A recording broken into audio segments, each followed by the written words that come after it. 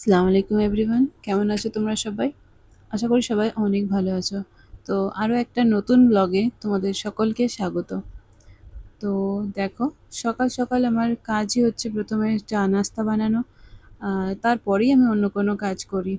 আসলে চা নাস্তা হয়ে গেলে না অনেকটা টাইম পাওয়া যায় ওখানে ঘর পরিষ্কার করবার, বা যদিও বা আমার অন্য কোনো কাজ থাকে, যেমন বোতল ফিল করবার, এসব কাজগুলো হয়ে যায়। তারপরে রান্না চাপাই আর কি। তো দেখো, এখন ব্রেডটা ঘি দিয়ে সেঁকে নিচ্ছি। তো তোমরা কেমনভাবে ব্রেড খেতে পছন্দ করো অবশ্যই জানিও। আর মধ্যপ্রদেশে এখন অনেক গরম। তো যে যেখান থেকে আমার ভিডিও দেখছো অবশ্যই তোমরা জানিও তোমাদের ওখানকার ওয়েদার এখন কেমন, কেননা গরম তো সব দিকেই শুনছি প্রচণ্ড। তো দেখো, এখানে চা নিয়ে নিয়েছি, এবার আমি ব্রেকফাস্টটা করে নেব, তারপর ঘরের বাকি কাজ করব। তো দেখো, আমি এখানে ভাতটাও বসিয়ে দিয়েছি খানিকক্ষণ পর আর কি। তারপর দুধ এলো, তো আমি দুধটাও ফুটোবার জন্য বসিয়ে দিচ্ছি। আর আমি আস্তে করে বসিয়ে দিই, যাতে উতলে না পড়ে যায়। তারপর আমি নিজে সবজি কাটতে চলে যাই আর কি। তো একদিকে চুলোটা যেহেতু বিজি আছে, তো আমি এখন সবজিটা কেটে নিই। তারপর দেখো, ভাতও দুধটাও যখন ফুটে গেছে, ভাতটাও মোটামুটি হয়েই এসেছে। আমাদের এই ভাতটা খুব তাড়াতাড়ি হয়ে যায়। তো দেখো, আমি আজকে বাসনগুলো ধুয়ে নিয়েছি।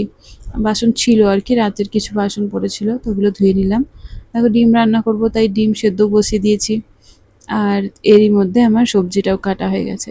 আর এই দেখো, আমি রোজের আদা রসুনের পেস্টের ঝামেলা রাখি না, তাই এরকম পেস্ট বানিয়ে রেখে দিই।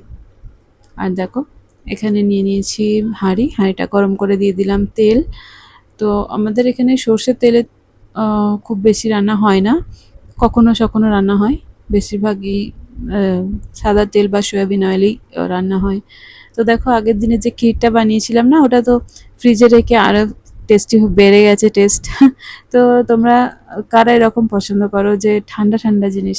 আমাকে তো এরকম মিষ্টি জিনিস যেমন সিমই বা এরকম ক্ষীর, তো এটাকে ফ্রিজে রেখে ঠান্ডা করে খেতে বেশি ভালো লাগে। তো দেখো, এখানে ডিমগুলো আমি ছাড়িয়ে নিয়েছিলাম। তো এবার দেখো, পেঁয়াজটা লাল হয়ে গেলে একটু, তো আলুগুলো দিয়ে দেবো।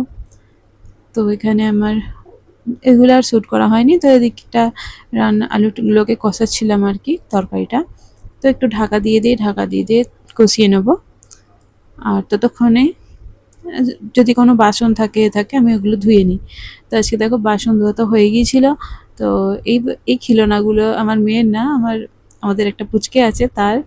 তো এইগুলো সে নিয়ে খেলে। সে এখন অনেকই ছোট, মানে বসতেই শিখেছে। তো তার জন্য এই খিলনাগুলো নিয়ে তো মুখে দেওয়া একই কাজ বাচ্চাদের। তো আমি এগুলোকে ধুয়ে রেখে দিই, যখন আসে আবার বার করে দিই, খেলে। আহ, এই আর কি। তো বাসন এই খিলনাগুলো ধুয়ে নেওয়ার বাদ আমি ওগুলোকে একটা কাপড়ের মধ্যে শুকোবার জন্যে রেখে দিয়েছিলাম।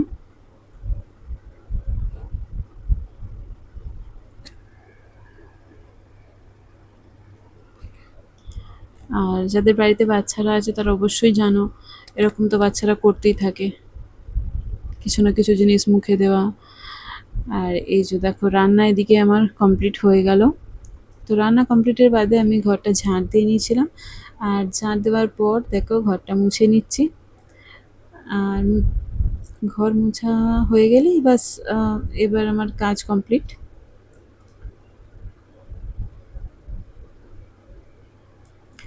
আর হ্যাঁ, এই যে ড্রেসিং টেবিলটার অবস্থা মাঝে মধ্যেই এরকম হয়ে যায়। তোমাকে মাঝে মাঝেই এটাকে পরিষ্কার করতে হয় আর কি।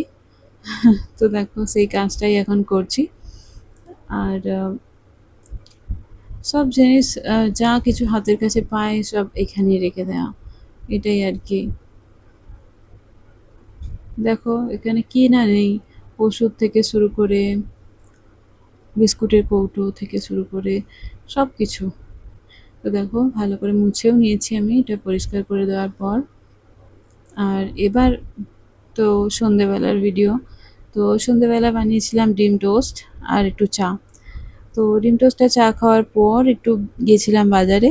তো এখন কিছু কেনাকাটার জন্য যাইনি, একটু ভালো লাগছিল না, তাই মেয়েকে নিয়ে একটু বেড়াতে বেরিয়েছিলাম।